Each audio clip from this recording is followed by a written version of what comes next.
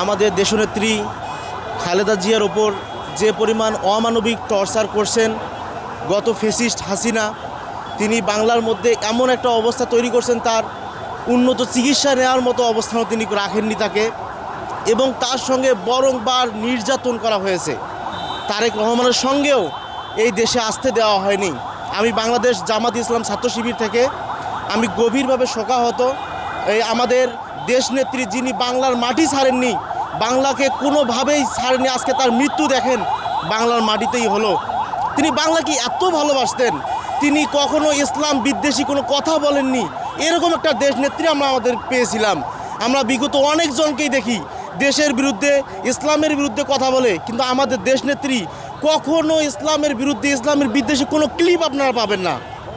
আমরা এজন্য ইসলামী ছাত্র শিবির এবং বাংলাদেশ জামাত ইসলাম থেকে তাকে গভীরভাবে শোকাহত।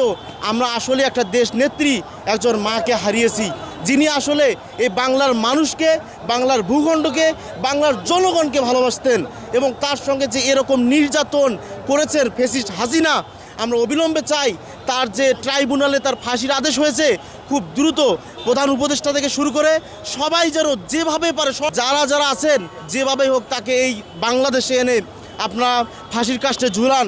আমরা এটা দেখতে চাই, বাংলার জনগণ দেখতে চায়। এই কথা ব্যক্ত রেখে আমি আজকে আমার বক্তব্য এখানেই শেষ করছি। আসসালামু আলাইকুম ওয়া রাহমাতুল্লাহি ওয়া বারাকাতুহু।